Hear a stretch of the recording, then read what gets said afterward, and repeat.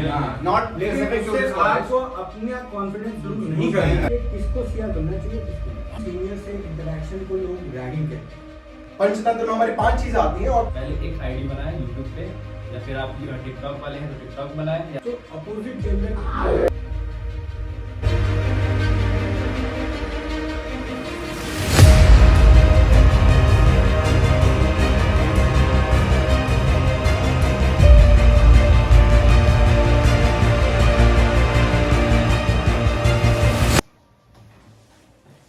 Hello guys, आज एक ऐसा ब्लॉग बनाने वाले हैं आपके लिए जिसको देख के आपको ये अंदाजा लगेगा कि फर्स्ट ईयर MBBS में आप कैसे अपनी ज़िंदगी को बेहतर और अच्छा बना सकते हैं।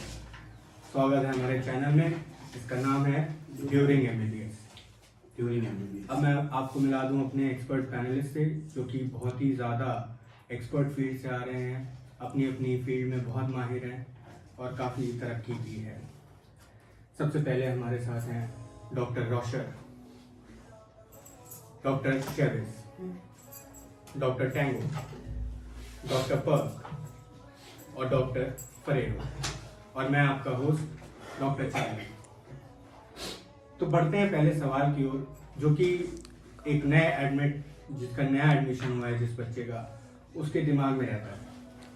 ये सवाल मैं अपने एक्सपर्ट डॉक्टर फरेरो से पूछना चाहूँगा कि डॉक्टर साहब, जब एक बच्चा कॉलेज में आता है, हॉस्टल में आता है जी, तो वो कौन कौन सी चीज़ें हैं जो उसको अपने घर से लेकर आनी है ताकि उसकी ज़िंदगी जो है यहाँ पे वो आसान हो सके। बहुत सी चीजें हैं, लेकिन सबसे पहले मैं कहना चाहूंगा यहाँ पे आने से पहले उसको आत्मसम्मान घर पे छोड़ के आना चाहिए। और बाकी की जो मैं कुछ यहाँ पे जो प्रोफेशनल के माध्यम से जो चीजें चाहिएंगी उसके आपकी चीज बता देता हूँ थोड़ा बहुत। सबसे पहले जो डॉक्टर बनने के लिए आप आते हैं तो आपको कुछ पंचतंत्र कहते हैं जो हमेशा 5 साल और आगे भी जिंदगी में आपके काम आएगी। तो मैं वो चीजें बता देता हूँ, जैसे कि ये आप दे सकते हैं कि ये टॉर्च, पंचतंत्र में हमारी 5 चीजें आती हैं और वो आपको जरूरत पड़ेगी। जैसे ये टॉर्च, एक आपको टॉर्च चाहिएगी और स्टेथोस्कोप आपको चाहिएगा, और आपको ये देखने के लिए देखिए आपको ये हैमर चाहिएगा, और ये आपको ट्यूनिंग फॉर्क चाहिएगी और एक इंच टेप चाहिएगी। तो ये आपको 5 चीजें चाहिएंगी जो आपके हमेशा के लिए आपको एज अ डॉक्टर हमेशा काम आएंगी। ये बहुत बेसिक चीज है, तो आपको अच्छी क्वालिटी की आपने यहाँ से घर से लेके आइएगा। जरूरी नहीं है हर कॉलेज के जो एरिया है वहां पे आपको उस तरह की चीजें मिले। दूसरी चीज है कि जो आपको दिखा देता हूँ कि कुछ आपको बुक्स की जरूरत पड़ेगी। जैसे आप फर्स्ट ईयर में आते हैं तो यहाँ पे फर्स्ट ईयर में आपका 3 सब्जेक्ट्स होते हैं, जैसे एनाटॉमी, फिजियोलॉजी एंड बायोकेमिस्ट्री। तो एनाटॉमी के लिए मैक्सिमम और हर जगह प्रेफर करी जाती है BD चौरसिया की बुक्स। तो BD चौरसिया का एक अच्छा पूरा कंप्लीट सेट आप ले सकते हैं अपने एरिया से, आप जाके बुक्स देख सकते हैं। कई बार आपको सुटेबल रेट पे ऑनलाइन पे या कहीं और पे आपको नहीं मिलेगी, तो आप अपने आप से एक्सप्लोर कर सकते हैं मार्केट को। दूसरी जगह आपको फिजियोलॉजी की बुक्स होती है, फिजियोलॉजी के लिए एक जैन और आपको गाइडन मिलती है, और तीसरी आपको जो बायोकेमिस्ट्री आपको अनंत रायन और आप सत्यनारायण और वासुदेवन चाहिए। हार्पर भी आप प्रेफर कर सकते हैं। जी हार्पर, मैं सुनता हूँ कि हार्पर की इंग्लिश काफी टफ हो जाती है बच्चों के लिए। नहीं, ऐसे तो आप नहीं, डबल ए ले सकते हैं। ये भी डबल ए एक बहुत ही पॉपुलर डबल ए मैं कहूंगा कि स्टार्टिंग में अप्रोच नहीं रखना चाहिए। वो सिर्फ एग्जाम ओरिएंटेशन स्टडी के लिए जरूरी है, लेकिन सिंस द नेक्स्ट एग्जाम अब आने वाले हैं, सब आपके लेवल के सब नेक्स्ट ही होने वाला है, तो क्लिनिकल अप्रोच बढ़ाने के लिए आपको भी पढ़ाई अच्छी रखनी पड़ेगी, बेसिक स्ट्रॉन्ग करनी पड़ेगी। तो कुल मिलाकर स्टैंडर्ड बुक पे आपको अपना हाथ रखना है। बिल्कुल। तो दोस्तों बढ़ते हैं अगले सवाल की तरफ। अगला सवाल मैं पूछना चाहूंगा डॉक्टर पर्क से। डॉक्टर पर्क को मैं फर्स्ट ईयर से जानता हूँ, मेरे बैचमेट। एक्चुअली हम सब बैचमेट्स हैं, आपको बता दें। लेकिन डॉक्टर पर्क की मैंने जो जर्नी देखी है फर्स्ट ईयर से लेके आज तक की, काफ़ी उतार चढ़ाव मेरे को देखने को मिले हैं इमोशनली, और इसीलिए मुझे लगता है कि इस सवाल के लिए सबसे एक्सपर्ट ओपिनियन जो दे सकते हैं आपको वो डॉक्टर पर्क ही रहेंगे। तो डॉक्टर साहब, आप बच्चों को ये समझाइए कि घर से हॉस्टल और कॉलेज आने से पहले उनका माइंडसेट या अप्रोच क्या होना चाहिए, किस माइंडसेट के साथ उनको यहाँ पे आके अपनी आगे की जर्नी स्टार्ट करनी चाहिए डॉक्टर साहब? तो हम यहाँ पर बेसिकली एक नेशनल लेवल का एग्जाम क्लियर करके आते हैं, ठीक है। ऐसा नहीं है कि कोई से पहले हॉस्टल में नहीं रह रहा होता है, बट हम काफी अपने कंटेनमेंट जोन में रहते हैं। बट जब हम सेलेक्ट होके यहाँ पर आते हैं तो यहाँ का माइंडसेट और अप्रोच काफी अलग होता है, अगर वो हॉस्टल लाइफ है या वो कैंपस लाइफ है या वो एकेडमिक लाइफ है या वो जो भी हम दोस्तों में आपस में रहते हैं। तो यहाँ पर क्या होता है, सब बहुत ही एमिकेबल और दोस्त की तरह रहते हैं। तो स्टार्टिंग में हमारा माइंडसेट बिल्कुल होता ही नहीं है, हम प्रिपरेशन में अपने कुएं के अपने जोन में रहते हैं। तो यहाँ पर आते एकदम ओपन हो जाते हैं। तो कुछ कुछ बच्चे उसको बहुत ही इजीली लेते हैं, जो उस पर्टिकुलर मूवमेंट से सिंक करते हैं। कुछ में बहुत प्रॉब्लम होती है एक दूसरे को जानने में, कुछ को हम जान ही नहीं पाते क्योंकि उनके लिए लिटरली बहुत डिफिकल्ट होता है। तो क्या बेसिक माइंडसेट या अप्रोच होना चाहिए कि हम उस फ्लो में सब एक बराबर आ जाए। तो बेसिकली माइंडसेट ये होना चाहिए, we should be open to new things and changes that this new curriculum of life comes to us. मतलब मेडिकल कॉलेज में स्पेशली एकता और सब साथ में जो रहने वाला एक इन्वायरमेंट है, वो स्टार्टिंग में तो हमें लगता है कि what is the use of this, but by the end of the first year और internship we come to know that it's only the thing that matters to us. Mean what we take from here is the friends we made, the memories we made, and all comes with a mindset of openness, having friends, enjoying studying together. तो mindset और approach ऐसी होनी चाहिए कि हम थोड़ा सा flexible रहें चीजों को लेके, पढ़ाई को लेके या किसी भी चीज को लेके। एक बिहाइंड द थॉट ये होना चाहिए कि हाँ, अगर वो नया है तो हम पहले से उस पर प्रेजुडिस ना माने, ओपन रहे कि हाँ रिजिड rigid नहीं होना चाहिए, फ्लेक्सिबिलिटी होनी चाहिए। सरल शब्दों में समझा दूं कि डॉक्टर साहब ने कहा है कि आप चेंज के लिए ओपन रहें, चेंज से घबराएं। डायनामिक चेंज, काफी डायनामिक चेंज यहाँ मिलता है। आप अपनी पर्सनालिटी को भी थोड़ा डायनामिक बनाएं यहाँ पे आके। बहुत ही अच्छे से आपने एक्सप्लेन किया। मुझे लगता है डॉक्टर साहब ने बहुत बेहतर तरीके से अपनी बातों को रखा है और इसमें कुछ चीजें ऐड की जा सकती है, लेकिन आपके सवाल ज्यादा महत्वपूर्ण है कि आप क्या सोचते हैं। आप लोग कमेंट सेक्शन में बताइए कि आपको कैसे सवालों के जवाब चाहिए, आपकी दिक्कतें क्या हैं, तभी हम समझ पाएंगे कि हमें कैसे डील करना है या किन चीजों को बातों को रखना है। तो आगे उस पर बढ़ते हैं। जी बिल्कुल। तो अब हम लोग अगले जो हमारा मोस्ट आस्क्ड क्वेश्चन था जूनियर्स का, वो ये था कि कॉलेज आने के बाद जो उनके सीनियर्स हैं उनके साथ उनको अपना बॉन्ड किस तरीके से बनाना है, कैसे उसको इनिशिएट करना है और किस तरीके से उसको उनका इंटरेक्शन होना चाहिए, क्या क्या एलिमेंट्स उसमें इंपॉर्टेंट रहेंगे।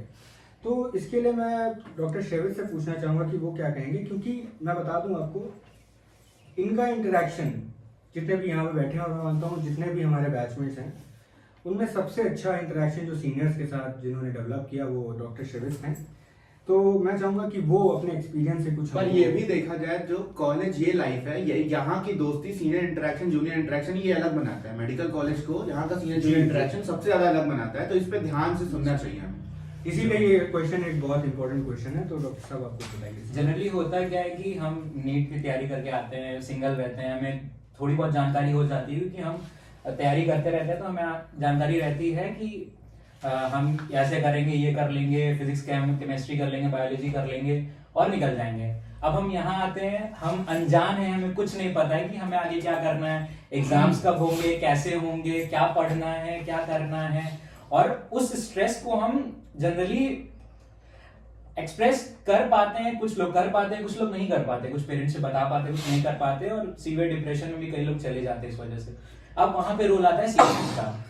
तो सीनियर्स क्या करते हैं कि हमें डायरेक्शन देते हैं कि किस डायरेक्शन में हमें जाना है, कि हमें बुक्स प्रोवाइड कर लेते हैं टाइमली और अपनी क्या नाम है अपने एक्सपीरियंस से शेयर करते हैं कि एग्जाम टाइम पे कौन से इंपॉर्टेंट टॉपिक्स उन्हें हर बार हेल्प किए उन्होंने, ठीक है। और क्या नाम है टिप्स देते हैं कि कौन से कहाँ से किस बुक से पढ़ना है, क्या करना है और इस स्ट्रेसफुल सिचुएशंस को कैसे आगे बढ़ना है यहाँ पे, कि ये फॉर अ टाइम बीइंग के लिए होता है, ना कि ये लंबे समय के लिए होता है। और छोटे समय के लिए आपको बस थोड़ा स्ट्रेस रहता है, बस अगर आप उसको पार कर जाएंगे तब तो आप आपकी जिंदगी में बहुत आगे कुछ कर सकते हैं।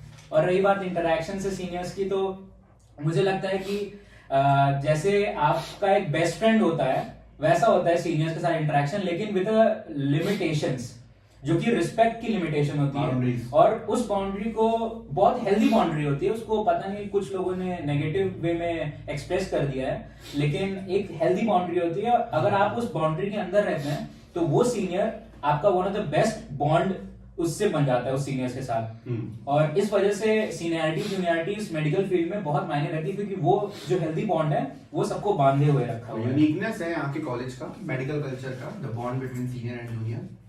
ये बात मैं बिल्कुल ही मैं एग्री करता हूँ डॉक्टर साहब से कि जैसे उन्होंने बोला कि हमें सीनियर से सीखने को मिलता है। मेडिकल जो है कैरियर बहुत वास्ट है, आप इसको मतलब एक कंसाइज करने के लिए आपको एक लोगों की हेल्प की भी जरूरत पड़ेगी, सपोर्ट की जरूरत पड़ेगी। वो सपोर्ट सिस्टम एक बहुत बढ़िया प्रोवाइड करता है। जैसे हम कहते हैं ना कि हर किसी के लेसन से जिंदगी से कुछ सीख सकते हैं, वो लेसन हमें सीनियर प्रोवाइड करते हैं। वो अपने एक्सपीरियंस से बताते हैं, जो हमारा जो कट डाउन है जर्नी है वो इजी बना देता है थोड़ा।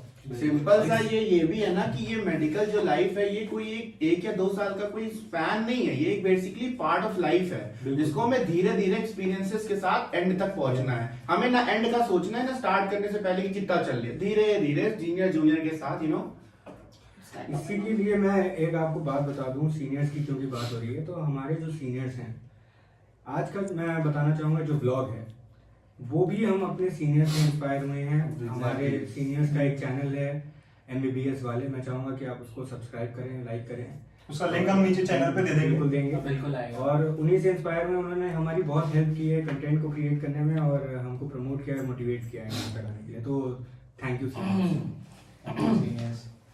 चलिए अब आगे बढ़ते हैं अगले पे। लेकिन अगले से पहले एक मुझे तुरंत ही लाइव एक क्वेश्चन आया है और साहब, ये क्वेश्चन बहुत ही कंट्रोवर्शियल है तो मैं थोड़ा डर रहा हूँ इसको पूछने में, लेकिन क्योंकि हमारा चैनल आपके लिए बना है तो हम जरूर पूछेंगे इसको रिस्क लेते हुए। बिल्कुल। सीनियर से इंटरेक्शन में बच्चे पूछ रहे हैं कि सीनियर से इंटरेक्शन को लोग रैगिंग कहते हैं। कई लोगों के बीच में ये धारणा है, जो नए बच्चे आ रहे हैं उनको ये मिसगाइड किया जा रहा है कि ये रैगिंग होती है जहाँ पे टॉर्चर किया जाता है उनको इंटरेक्शन के नाम पे। तो मैं चाहूंगा आप लोग इस पे थोड़ी सी लाइट डालें कि असलियत क्या है इस चीज की, क्या ये इसमें गलत फहमी क्या हो रही है। बेसिकली प्रॉब्लम ये है ना, हमारे माइंडसेट में इंटरेक्शन आता ही नहीं है। हम कन्वेंशनल टर्म रैगिंग यूज करते हैं, और रैगिंग हमने मूवीज में देखी है, वीडियोस में देखी है, वेब सीरीज में देखी है, ऑनलाइन देखी है। तो वो बेसिकली वो एक प्री ऑर्गेनाइज टेरर हमारे माइंड में आता है, जो हम जब यहाँ आते हैं उसको एक्सप्रेस कर देते हैं गलत वे में। तो गलती मुझे नहीं लगता दोनों तरफ से है, कहीं ना कहीं ये पहले से दिमाग में एक इमेच्योर सा थॉट है कि रैगिंग एक कन्वेंशनल टर्म है, उसको जो दे दिया गया है, अगर उस टर्म को हटा के उसको आगे देखो ना, तो मतलब पहले से उसको हटा दो और फिर उसको देखो, तो तुम्हारा नजरिया उस पर जो पड़ेगा ना, तो फिर तुम एक्सपीरियंस बता पाओगे। रैगिंग जैसे सुना, तुम्हारा थॉट बंद हो चुका है। अब रैगिंग जो तुम्हारे दिमाग में पहले से फीडेड है ना, अब वो चीजें चल रही है। बहुत अच्छा। तो ये कहीं ना कहीं एक रीजन है जो हम रैगिंग को एक नेगेटिव वे से एक्सप्रेस करते हैं, बिकॉज हम नहीं सोचते जो हमें सोचाया गया है बेसिकली, यू नो। बेसिकली बात ये है कि रैगिंग जैसी कोई चीज ही नहीं, मेडिकल कॉलेजेस में एग्जिस्ट नहीं करती है, कहीं नहीं। सिंपल मुझे तो इंटरेक्शन लगता है। है कि इसको एक हेल्दी नाम देना चाहिए कि Yeah, personality yeah, personality name should development. change. It should Yes. go into the flow of every Yes. mind of young medical I think ये aspirant. मैं अपील करना चाहूंगा अपने चैनल के जरिए कि रैगिंग जैसे शब्दों को अब बॉयकॉट करते हैं, Boycott करते हैं। And we should use rather words like personality development Yeah, PD. And it is currently followed in Delhi medical colleges. Yeah. also. Yes. PD, I heard of it. personality तो ragging की बात तो मेरे को लगता है करने लायक ही नहीं है, क्योंकि जब से हम इस कॉलेज में आए हैं तब से ना हमारी रैगिंग हुई है ना हमने रैगिंग ली है, और हम इंश्योर करते हैं कि इन्वायरमेंट बिल्कुल ही जूनियर फ्रेंडली, क्योंकि अब हम सीनियर हैं और हमारे भी सीनियर हैं, वो भी ये इंश्योर करते हैं कि किसी भी जूनियर को किसी भी तरीके की यहाँ पे तकलीफ ना हो।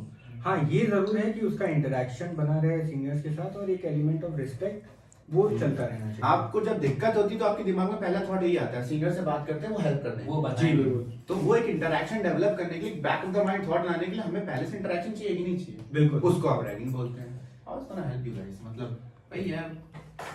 तो दोस्तों मैं समझता हूँ कि हमने कई सारे यहाँ पे इम्पोर्टेंट क्वेश्चंस का आज जवाब दिया है और आपको काफ़ी ज़्यादा क्लैरिफिकेशन मिली होगी। मैं चाहूँगा कि आप इस वीडियो को पूरा एंड तक देखें और इसको लाइक करें, सब्सक्राइब करें, शेयर करें और लोगों को,